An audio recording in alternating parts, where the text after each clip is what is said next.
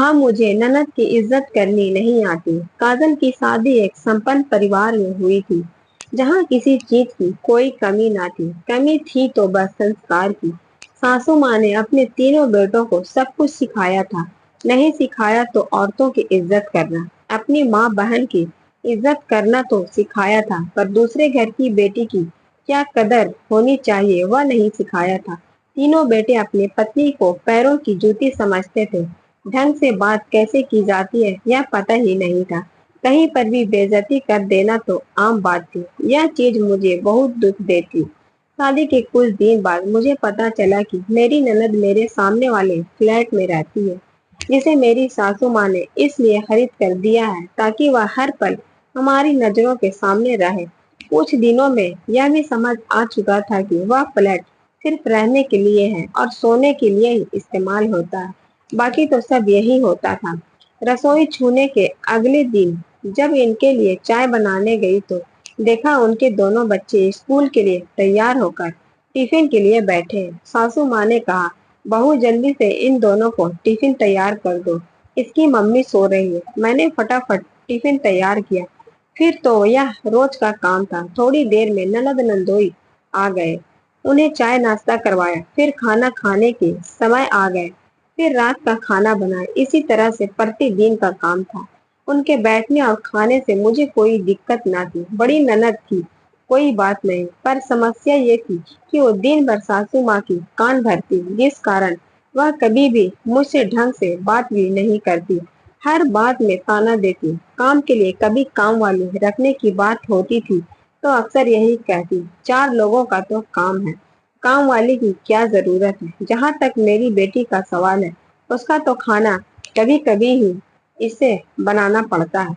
मैं अपने जमाने में 25 लोगों का खाना रोज बनाती। मजाल थी कि मैं कुछ बोल सकूं। आजकल तो लोग बीवी को सर पर बैठाकर रखते हैं तो बीवी बोलेगी ही। अगर गलती से भी कभी कोई बात विक्रम मान ले तो तुरंत कहते, जोरू का गुलाम हो गया है। अपने दामाद को तो कहते अपनी पत्नी की कदर किया करो, उसे खुश रखा करो, उसके खुश रहने से आपके जीवन में खुशियां आएगी, आपकी तरक्की होगी। इसी तरह जीवन व्यतीत हो रहा था। सर्दी में कहती, सर्दी बहुत है, चार रोटी ज्यादा बना देना, खाना दे आएंगे। गर्मी में गर्मी बहुत है, गर्मी में काम करने का मन कहाँ करता है, खाना बना देना, आकर खा लेंगे। पति से सम्मान न मिलने के कारण मैं जी तो रही थी पर घुटन सी होती थी।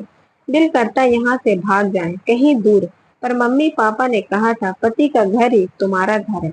हर हाल में निवाह करना ही सो निवाह कर रही थी। जब से कभी मायके वालों के सामने विक्रम मुझे डांट देते, बेइज्जती कर देते तो काफी दिल दुखता। मैंने कभी भी अपने पापा, अपने भाई, अपने जीजा जी को इस तरह का व्यवहार करते नहीं देखा था, इसलिए मुझे बहुत अजीब लगता।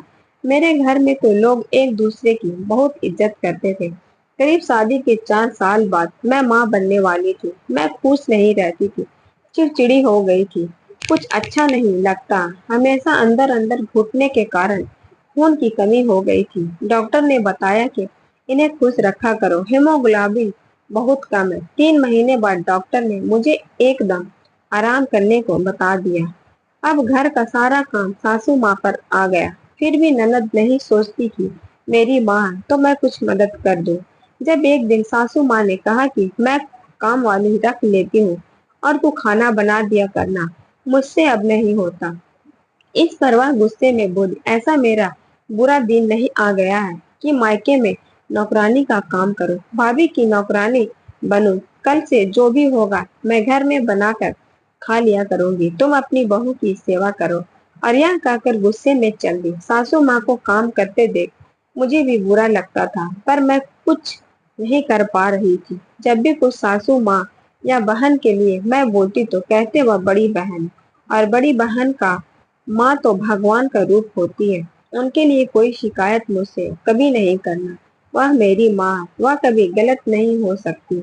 इसके बाद वह एक दिन भी घर नहीं आई। मैंने बच्चे को जन्म दिया, वह अस्पताल भी उसे देखने नहीं आई। बच्ची को लेकर जब मैं घर आ गई तब भी वह देखने नहीं आई।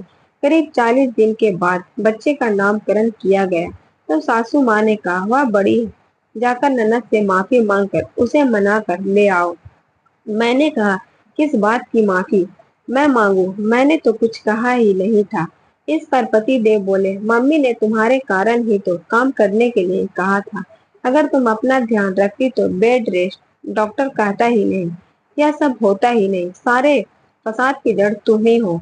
अब चुपचाप चलो और दीदी को मनाकर घर ले आते हैं। मैंने भी सोचा कुछ बोलने से यहाँ पर फायदा तो है नहीं, चलो चलती हूँ, माफी मांग लेती हूँ। दीदी घर चलिए, जो हुआ उसे भूल जाए और हमें माफ कर दीजिए। इतना कहते वो मुस्कुराए। मुझे ऐसा लग रहा था जैसे वह कह रही हूँ मैं जीत गई। इसके बाद सबको पता था कि अब मैं घर का काम करने के लिए तैयार हो गई हूँ, तो उनका आना जाना फिर से पहला जैसा शुरू हो गया था। एक दिन जब बेटी की वैक्सीनेशन करवा कर घर लौटी तो पता चला कि मेरी बड़ी ननद सासू माँ से कह रही थी, आजकल काजल व्यवहार बदला बदला सा लगता है, विक्रम के डर से कुछ नहीं बोलती है।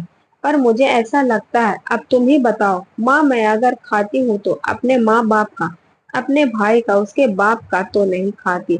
फिर वह ऐसा क्यों करती है, जैसे मुझ पर बहुत बड़ा एहसान कर रही हो। बड़ी ननद जैसी इज्जत भी नहीं देती। इतना कहते ही मैं घर में प्रवेश की। तभी मैंने कहा, मुझे कहना तो नहीं चाहिए दीदी, पर कह रही हूँ। ननद जैसी इज्जत आपको कैसे दूं? आपको, आप ननद तो रही नहीं, पड़ोसन बन गई है। फर्क तो पड़ेगा ही। जहाँ तक खाना खाने की बात है, सही कहा आपने, आप अपने बाप भाई का ही खाती हैं, मेरा नहीं। पर वह मेरे पति भी हैं और मेरे भी ससुर हैं। जिस समय मुझे आपकी जरूरत थी, आपने उस समय ध्यान नहीं दिया। बिना वजह गुस्सा होकर अपने घर बैठ गई ताकि आपको यहाँ कोई काम न करना पड़े। उससे मेरी नजरों में आपकी इज्जत कम हो गई। अगर उस समय आप उस घर को थाम लेती तो ऐसा महसूस होता कि हम सबकी बड़ी बहन हमारे पास रहती है, जो हमारी हर पल मदद करेगी, हमारा साथ देगी। सब बातें आप इन्हें बता भी देगी तो मुझे डर नहीं, क्योंकि क्या होगा, वो मेरी बेइज्जती पहले भी करते थे और आज भी करेंगे। यह तो उनका रोज का काम है, इससे मुझे कोई फर्क नहीं पड़ता। पर पता नहीं क्यों सासू माँ और ननद दोनों ने भी विक्रम को कुछ नहीं बताया। इधर जैसे जैसे बेटी बड़ी होने लगी थी, विक्रम के व्यवहार में सुधार आने लगा। वह सोचने लगे थे कि अगर मेरी बेटी के साथ कोई इस तरह का व्यवहार करेगा तो मुझे कितना बुरा लगेगा। जिस कारण से उनका मेरे प्रति व्यवहार बदलने लगा था, मेरे लिए यूं उम्मीद ही काफी था कि एक दिन सब ठीक हो जाएगा, और आज सब ठीक भी हो गया। अब विक्रम मेरे लिए हमेशा आवाज उठाते और दीदी से भी कह दिया, दीदी आप अब अपनी जिम्मेदारी खुद उठाइए। मेरी बेटी मेरे लिए नई जिंदगी लेकर आई थी। अब मैं बहुत खुश हूँ।